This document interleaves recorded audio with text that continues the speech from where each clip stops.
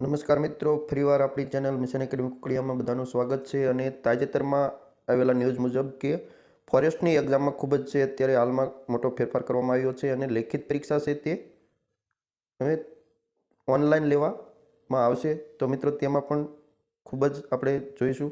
તો જે ફેરફાર કરવામાં આવ્યો છે ફોરેસ્ટની પરીક્ષામાં, તો તેમાં આપણે જોઈએ તો ઘણો બધો ફેરફાર કરવામાં આવ્યો છે. તો જોઈએ કે પહેલો ઇતિહાસ છે. તો ઇતિહાસમાં મિત્રો છે ગુજરાતમાં મહત્ત્વના રાજવંશો અસરો અને પ્રદાન કરવાની મહત્વની નીતિઓ, તેમનું વહીવટતંત્ર, અર્થતંત્ર, સમાજ, ધર્મ, કળા, સ્થાપત્ય અને સાહિત્ય. તો મિત્રો આવી નાની નાની બાબતો છે તે પણ આમાં સામેલ કરવામાં આવી છે. ભારતનો 1857નો સ્વાતંત્ર્ય સંગ્રામ અને ગુજરાત.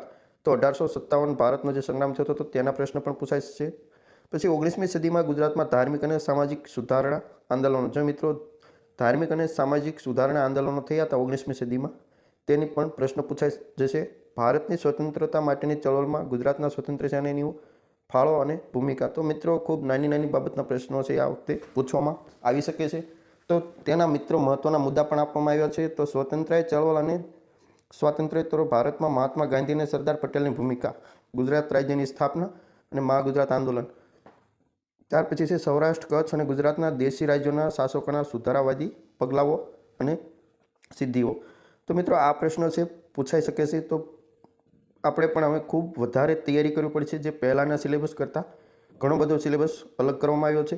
ત્યાર પછી જોઈએ આપણે મિત્રો સાંસ્કૃતિક વારસો. તો સાંસ્કૃતિક વારસામાં મિત્રો છે કે ગુજરાતનો સાંસ્કૃતિક વારસો છે તેમાં કળા, સ્વરૂપો, સાહિત્યો, શિલ્પો અને સ્થાપત્ય વિશે પૂછાઈ શકે છે. ગુજરાતની લોક સંસ્કૃતિ અને પરંપરા, તેનું મહત્ત્વ, લાક્ષણિકતાઓ અને અસરો. ગુજરાતની કળા અને કસબ, સામાજિક અને સાંસ્કૃતિક પ્રદાન, આદિવાસી જીવન અને સંસ્કૃતિ, ગુજરાતના તીર્થસ્થળો અને પર્યટનો, વિશ્વ વિરાસત સ્થળો, વર્લ્ડ હેરિટેજ સાઇટમાં જે ગુજરાતના સ્થાનો અથવા ભારતના સ્થાનો જે પૂછાયેલા છે, તો તેમાં પણ મિત્રો પ્રશ્ન પૂછાઈ શકે છે.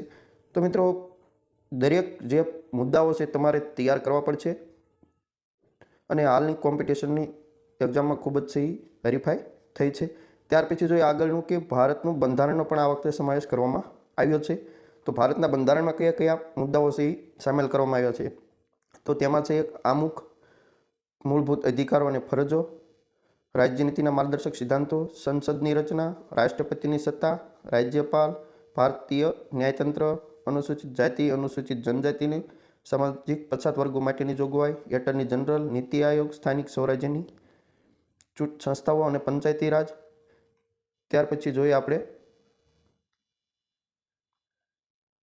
કેન્દ્રીય રાજ્ય નાણાપંચ અને રાજ્યનું નાણાપંચ, બંધારણીય વૈધાનિક સંસ્થાઓ, ભારતનું ચૂંટણી પંચ, સંઘ લોક આયોગ, રાજ્ય જાહેર સેવા આયોગ, કોમ્પ્ટ્રોલર અને ઓડિટર જનરલ, કેન્દ્રીય સતર્કતા આયોગ, લોકપાલ, લોકાયુક્ત અને વાર્ષિક નાણાકીય પત્રક, જેને આપણે સામાન્ય ભાષામાં બજેટ કહીએ છીએ.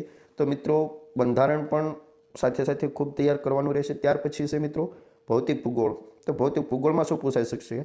તો તેના મુદ્દાઓ છે વાતાવરણની સંરચના અને સંગઠન, આબોહવાના તત્વો અને પરિબળો, વાયુ સમુચ્ચયન અને વાતાગ્રહ વાતાવરણ વિભોગ, ચક્રવાત, જલીય આપત્તિઓ અને ભૂકંપ.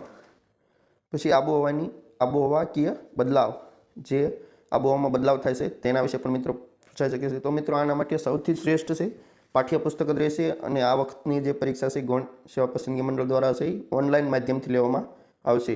ત્યાર પછી જોઈએ આગળનો મુદ્દો શું છે. તો મિત્રો આગળનો મુદ્દો છે ગુજરાતની ભૂગોળ.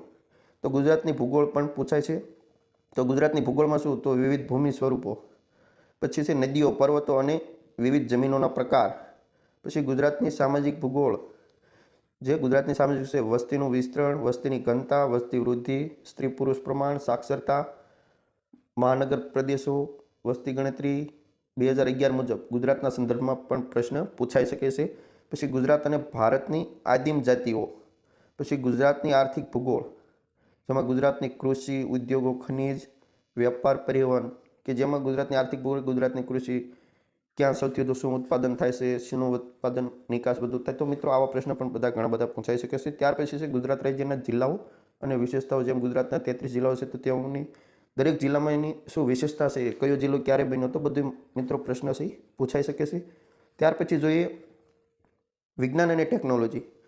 તો વિજ્ઞાન અને ટેકનોલોજીમાં સામાન્ય વિજ્ઞાન એટલે ઘણું બધું આવરી લેશે.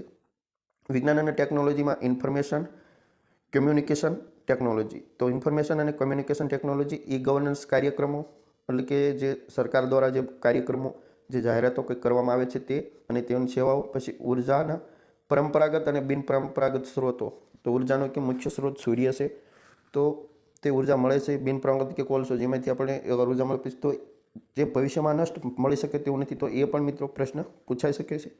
ત્યાર પછી છે આગળનું કે પ્રાદેશિક તથા રાષ્ટ્રીય મહત્વના વર્તમાન પ્રવાહો. જે વર્તમાન આપણે જેને સામાન્ય ભાષામાં કરંટ અફેર્સ કહીએ છીએ, તો જે વર્તમાન પ્રવાહો, જે નવા નવા બનાવો બનતા હોય તે પણ પૂછાઈ શકે છે. ત્યાર પછી જોઈએ આગળનો પોઈન્ટ, સામાન્ય બૌદ્ધિક અને તાર્કિક ક્ષમતા, જેને આપણે સામાન્ય ભાષામાં રીઝનિંગ કહેવામાં આવે છે. તો તાર્કિક અને વિશ્લેષણ ક્ષમતા, સંખ્યાઓની શ્રેણી, સંકેત અને ઉકેલ, ઘડિયાળ, કેલેન્ડર, ઉંમર સંબંધિત પ્રશ્નો, ઘાત અને ઘાતાંક, વર્ગમૂળ, ઘનમૂળ, લસાગુસા, ટકા, સાદુરૂપ, ચક્રવૃત્તિ વ્યાજ, નફો ખોટ. તો મિત્રો આમાં ગણિત પણ સામેલ છે. સમય અને કાર્ય, સમય અને અંતર, ઝડપ અને અંતર, સંભાવના, સરેરાશ, ગુણોત્તર, પ્રમાણ, માહિતીનું અર્થઘટન અને વિશ્લેષણ. તો મિત્રો તેમાં પણ ઘણા બધા ટોપિક્સ આવરી લેવામાં આવ્યા છે. ત્યાર પછી છે ભાષાકીય જ્ઞાન. તો ભાષાકીય જ્ઞાનમાં ગુજરાતી ભાષાકીય જ્ઞાનમાં પણ પ્રશ્ન પૂછાય છે. તો મિત્રો ગુજરાતી ભાષાકીય જ્ઞાનમાં પણ ઘણા બધા પ્રશ્નો પૂછાય છે. તેમાં કહેવતોના અર્થ, સમાસનો વિગ્રહ, ઓળખ, અલંકાર અને ઓળખ, શબ્દ સમાનાર્થી શબ્દ, વિરુદ્ધાર્થી શબ્દ, શબ્દ સંબંધી શબ્દ, સંધિ છોડો, સંધિ જોડો, જોડણી શુદ્ધિ, લેખન શુદ્ધિ, ભાષા શુદ્ધિ, ગદ્ય સમીક્ષા, અર્થ સંગ્રહ. તો આવા પણ ટોપિક ગુજરાતી ભાષામાં છે પૂછાઈ શકે છે. ત્યાર પછી છે મિત્રો આગળનું પર્યાવરણ. તો મહત્વનો પોઈન્ટ જે મિત્રો તો ત્યાં આવ્યો છે કે પર્યાવરણ વિશે પૂછાઈ શકશે. તો પર્યાવરણમાં કે પર્યાવરણના ઘટકો અને તેનું મહત્વ, પર્યાવરણના સંરક્ષણ, વૃક્ષો અને જંગલોનો ફાળો, માનવીય પ્રવૃત્તિઓ જેવી કે ખનન, બાંધકામ, વસ્તી વૃદ્ધિને પર્યાવરણ પણ શું અસરો થાય છે. પછી પર્યાવરણને જૈવ ભૂ રાસાયણિક ચક્રો, કાર્બન ચક્ર, નાઇટ્રોજન ચક્ર. તો આ મિત્રો પ્રશ્ન પણ પૂછાઈ શકે છે, જે આ બધું પાઠ્યપુસ્તકમાં આપવામાં આવેલું જ છે. તો મિત્રો તેની પણ તમે ખૂબ જ તૈયારી સાથે કરી શકો છો. ત્યાર પછી છે પ્રદૂષણ, ગ્રીનહાઉસ, ગ્લોબલ વોર્મિંગ અને આબોહવા પરિવર્તન. તો આ વિશે પણ પૂછાઈ શકે. તો એમાં પણ નાના નાના કયા પોઈન્ટ પૂછાય, તો પ્રદૂષણના પ્રકારો, ગ્લોબલ વોર્મિંગ, તેની અસરો, ગ્રીનહાઉસ વાયુઓ, ઓઝોન સ્તરનું ક્ષય, એસિડ વર્ષા, આબોહવા પરિવર્તન, તેની અસરો, આબોહવા પરિવર્તન સામે લડવા માટે ઉપાયો અને પગલાઓ, ટકાઉ વિકાસના લક્ષ્યાંકો. હવે હવા, પાણી અને અવાજનું પ્રદૂષણ, માનવીય સ્વાસ્થ્ય પર અસર તથા તેનું નિયંત્રણ અને નિવારણ, ઘન કચરો, ઈ વેસ્ટ, બાયોમેડિકલ કચરાનું વ્યવસ્થાપન. તો મિત્રો આવા નાના નાના મુદ્દાઓની સાથે તમારે તૈયારી કરવાની રહેશે.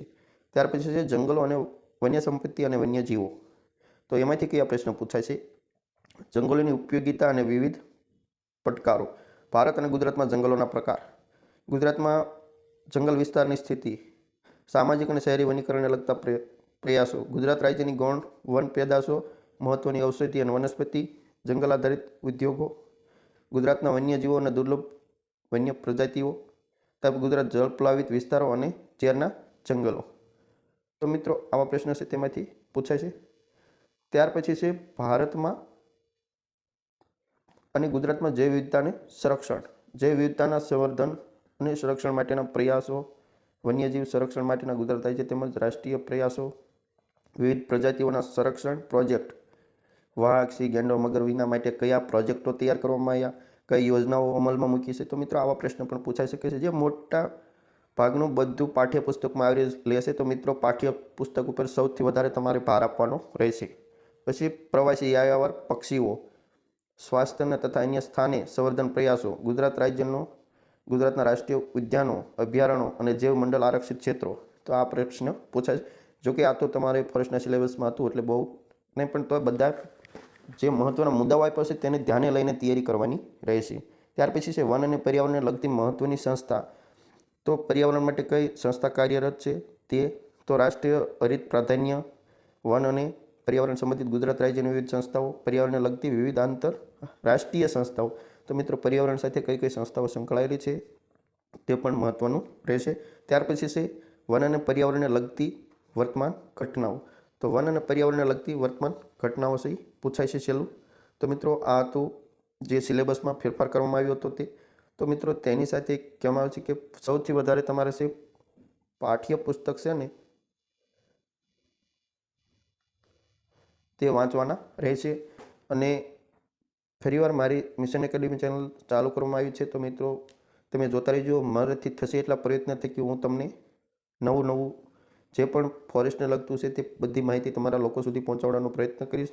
તો મિત્રો આ હતી મહત્ત્વની અને ખૂબ જ સારી એવી જાણકારી. તો મિત્રો તમે પણ ખૂબ જ કાળજીપૂર્વક તૈયારી કરો અને તમારું સપનું સાકાર કરો. જય હિન્દ.